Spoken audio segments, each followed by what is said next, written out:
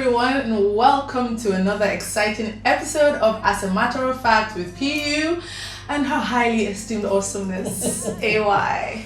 So on the previous episode, we talked about cesarean section versus vaginal birth in women, focusing on Christian women.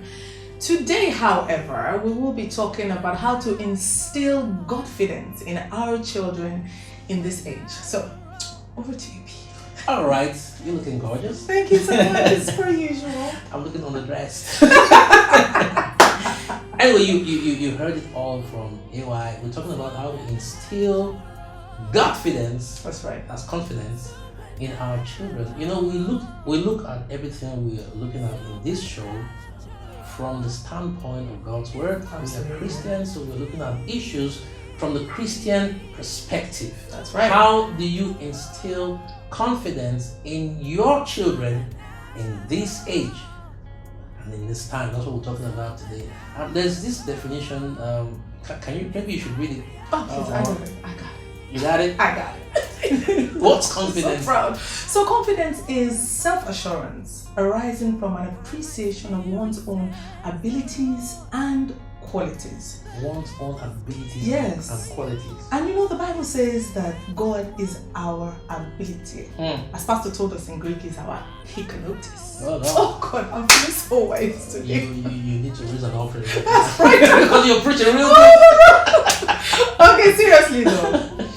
We all have inherent abilities. We all have giftings and talents. We all have qualities. Interestingly, the qualities that go to the extreme that people often criticize in their fellow human beings are the qualities that we should celebrate.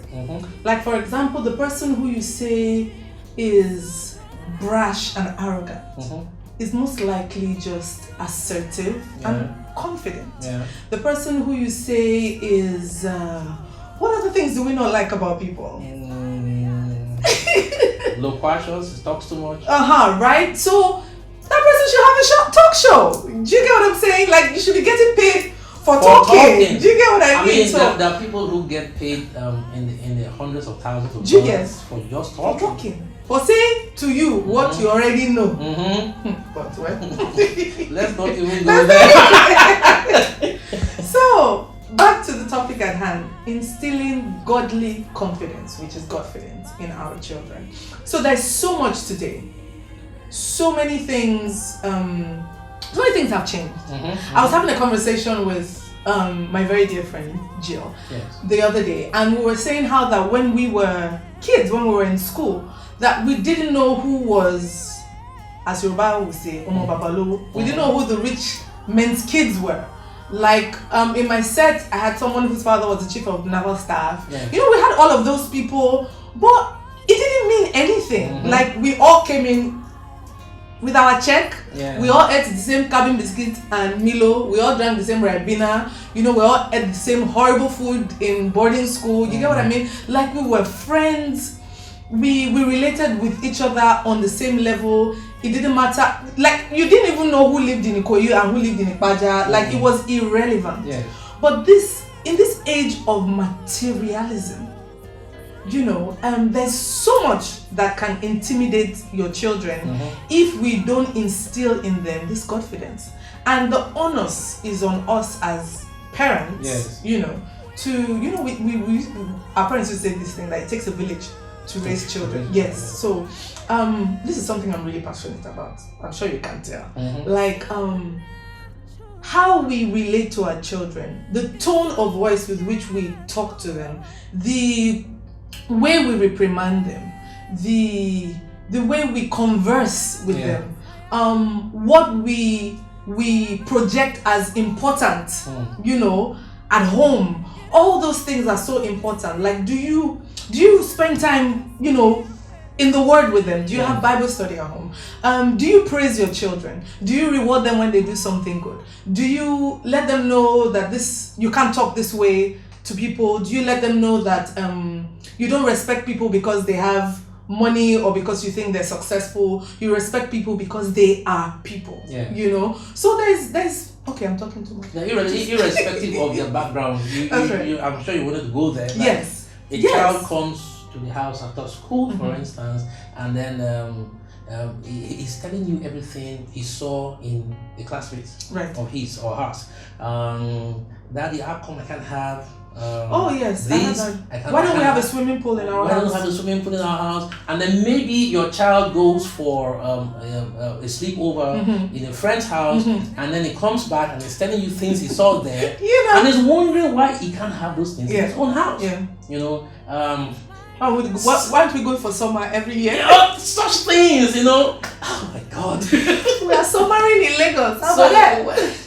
So you need to be able to appreciate, your child needs to be able to appreciate what is really important in life. That's right. And see, that comes from you as a parent. What are you projecting? What are you projecting as important to that child or to those children?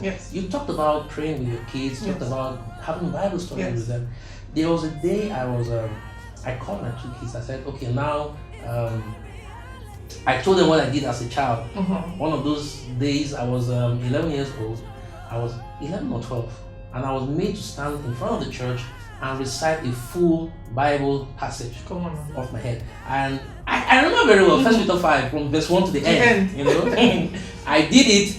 But you see, what I was trying to communicate to them was, I asked them. I said, "Have you ever seen your dad shy in a public place?"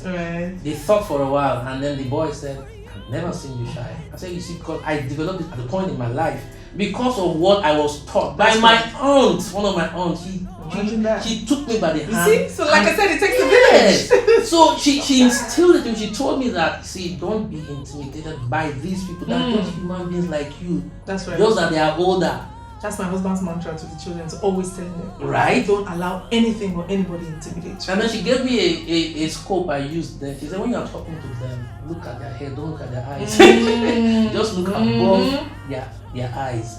I tried it the first time. It worked. Yes. So I went through a whole Bible passage without stuttering.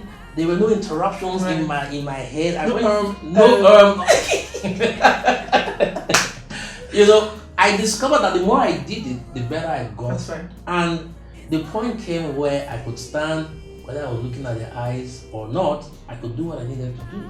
But it came from somewhere. Someone had to tell me about it. Right. And it was possible. They had to tell you could do it. That you had it in you. Yes. You see, so those are the things I'm talking about. So some of those things come, like you rightly said, at the point of Bible studies, or when you are having your family prayer meetings, and you tell the child, pray today. Do you know? Yes. Lead us in prayer today. Yes. You know, or share from the Rhapsody of Yes, I do that. Everybody. Like, what did you learn after that? Everybody has to give like a mini exhortation. You know. Yes, I do that. With my daughter, she was so shy. Okay. And I knew where that was coming from because I was painfully shy myself. So I just told her, I said, public speaking is a life skill. Okay. So there is no job that you're going to do that will require you to hide behind something, even if you're a cameraman. Because you are still going to give directions to the person you are shooting. Come on, give us a smile, twirl, turn your head. You know, so I told her there's nothing you're going to do that will help you escape talking to people. Yes. You want to go and collect contract, you want to collect job, you will do presentation. Medical doctor. At a certain point, you will have other doctors under you. You know how, I don't know what you guys call it, where you know, you take them, the medical students, and you are showing them this. You are still you are still talking. Teacher, you are talking. Musician, you will talk. You know, so but there's really nothing. You know, so in their school, they used to have this assembly. What am I doing? Anyway. During the assemblies once a week, they would pick a random student to come and speak on the topic or read the Bible or whatever. So I told them, I said, you see this daughter of mine. Do they pre-inform them? No. Wow. I said, so you see this daughter of mine, please call on her almost every time you can without making it look like you are playing favorite. I said, she needs this. So even if she freezes, even if she clams up, after a while, she will get used to it. And so the head teacher was like, okay, that's fine. So her words to me said, we'll cure her of this shyness. And they did. They did. Wow. Yes. Okay, what if you have a situation? Let me even ask this question. You have a situation where you know your child. Yes. That this child of yours is, let me use the word, is a born leader. You can see the qualities and the attributes there. But when she's with you at home, yes, she exudes all those properties and qualities. Then when she's with, let's say, a visitor comes to the house, she just runs into a shell. And for a while, you don't even hear a word from her. How do you address such a thing? Where she's confident with you in the house, or when it's in a public place or a visitor comes, the confidence just goes. 1,000,001 things could be responsible for that. And I'm saying that also bearing in mind the age. So if it's a particular person or particular set of people, you want to ask questions. Okay. You know, what is it about this person that makes you uncomfortable or that makes you clamor? That could just be... there just might be something there. But if this is just a case of chronic shyness, then you have to slowly but surely draw that child out of his or her shell. Because interpersonal skills are, again, a life skill, right? You must be able to relate with all kinds of people, all races of people, all classes of people in different strata of society, effectively and comfortably, So yes, so the child has to, somebody comes and you're like, oh, come darling, come and say hello to so-and-so, so there isn't too much, when we were young, we would sit down on your uncle's lap, be hugging people up and down. Please, your daughter is not supposed to be hugging people up and down. This is not in anybody's life. Thank you very much, times have changed. So, good afternoon, sir. Good afternoon, ma'am. It's just fine. They ask him or her, how are you? How is school? Fine, thank you. Give them a smile, and off you go. I think that is sufficient. Good. Nothing more. Yeah, because I also think some kids have their confidence tampered with because of some experiences they might have had. That's right. I'm just leveraging from yes, very true. And depending on your relationship with your child at the home front, they could tell you or not. So they might have had a traumatic experience that has affected their whole outlook to life, and you would not know. So the reason I'm bringing up this part up is that thing you said earlier. I cannot overemphasize the importance of having time with your kids. Sometimes they learn this confidence we're talking about by merely watching us. You don't have to speak all the time, talk all the time. They watch you. Kids really watch. They do. I know they really watch because there's a lot more of what you do than what you say. What you do more than what you say. And they question everything, even if they are not vocalizing those questions. Yeah, their actions will ask the questions. Oh my God. Okay, for example, now there's this thing that happened with my daughter the other day. I said, you don't close your windows when you sleep. You open it like you open the curtains when you sleep. Why? She said that she wants fresh air to come in. I said, okay, what if you put on the AC? She said, well, something's actually the fresh air that God gave us to come in. Come on. And I'm like, don't you get concerned that somebody could come in the window? He said, like really? Like really? What am I supposed to be scared of? Then she said something. She said, I got God inside me. Come on. No, nothing I else walked to say. away because I felt like job done. So those things are very important. And I think, very importantly, what we do, I'm saying so strongly, in front of them is so important. Yes. More than what we say. Again, know your children. And I know sometimes it's easier said than actually done because some children are like a closed book. You will be amazed at what they know. And the things they may have experienced, and they will not tell you anything. So we have to. It's a very delicate walk. The the line of parenting and friendship, and it's we have to balance it. Yes. Because you are the first authority figure, and that should not be in question. But you have to be like their closest friend and confidant. And if you are the judgmental critique of a parent, then you just be fooling yourself. So you think you have this perfect model of a child, but you are raising a stranger because you have absolutely no clue about the important things that are going on in their lives. Some of us were like that because we weren't close to our parents, some of us, so they didn't even really know, like all those times that, let me just confess now, I would have left Lasso campus and I'm in Uniben doing conference with Pastor Chris and singing. My parents did not know in their mind. They thought you were I was reading book. I love Harago. Meanwhile, I don't read Benin. Okay, so yes, I was an undergraduate. But you see, if there was a better relationship, I most certainly would have said, this is what I'm doing, this is where I'm going. But I wouldn't, it wouldn't have even occurred to me to tell them, because even when I'm home on holiday and I go for choir practice, like I got slapped once because I came back home at 10 p.m. I was 19 plus, so that I went for choir practice. I chopped, when you have Robomon at the slap the entire way. Like I chopped correct slap, and it's church I went to. I went for rehearsal. So we stood at the bus stop. Those things, no bus. Then people decide to trek from Oregon to Harlem bus stop. And so those things, they take time now. And then I go home late. So is it when they are not telling me come to Uniben and come and sing, I will not tell you. I won't tell you anything. So please, don't be. Let's do better. With being close.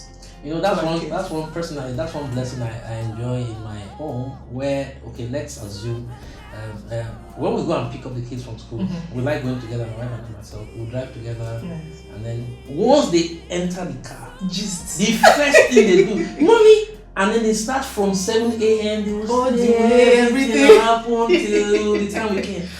Sometimes it can be tiring listening to them, but you see, we need to do that because the thing that it reminds me of is they have friends they can talk to in us. Yes. Because like I would tell my wife, I've told her many times, Ada must be your best friend. That's right. You have to be her best friend. Right. Because if she doesn't find her best friend in you, she will find that best friend in someone else. And then she will only tell you trivialities. That's right. The main things you will not you will not know about it. So I'm glad about that for me. So that thing about making your kids yours, they having you as a friend and a confidant. Yes. Very, very key. And it boosts the confidence. True. Knowing that you are not only the disciplinarian and provider, but you are the person that they can run to when it matters the most. So you can imagine a girl who is confident in her father's love, who so there's something that my husband recently started. So I'm the researcher in the family. I'm the one who does all the research, and I come back and I'm like, so this is a good thing to do with the children. So how about you do it? So he'll take the boys out, and then I said you have to have father and daughter time. I mean, like you have only one daughter. Yeah. So I'll give you another example before I go into this. So there was a time we went to the supermarket and we went to do grocery shopping, and Hilary, I'm going to ask you, sorry. So he's the person that when he has paid, then he's strolling out of the supermarket. Yeah. So I had to cure him of that thing. Like, dude, I ain't pushing no trouble. So you pay for it, you go push it. So my daughter was carrying a bag, and then I just did him like this. And he was looking at me like, and I was like, what? Like we were whispering, but I was like, say whisper. And I'm like, how is she supposed to know that when she's dating somebody in the future, that the person is supposed to be carrying bag for her? I was like, so he now carried the bag. I'm like, that's how you do it. So because you when she's looking for the qualities to find in a man, she should be able to say, okay, this is how my daddy treated my Yeah. mom. This is how my daddy treats me. Yeah. So I'm like, yeah, so you're gonna have to take her out. So that one boy somewhere that wants to now come and flash, she's not impressed because like, dude, like my dad has been doing this since I was like 10 years old. So how about that? So it's those little things. Very important. Yeah. So that self-confidence is built in early. Very Early.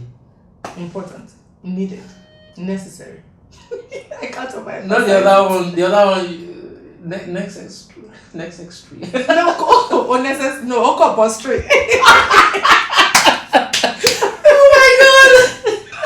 Alright, so that's what we're talking about today. If you have questions, like I will always say, you can ask us, you can send us DMs. We'll talk about maybe in the course of discussing what we talked about today, there are areas that you think we did not address. You can ask questions about it.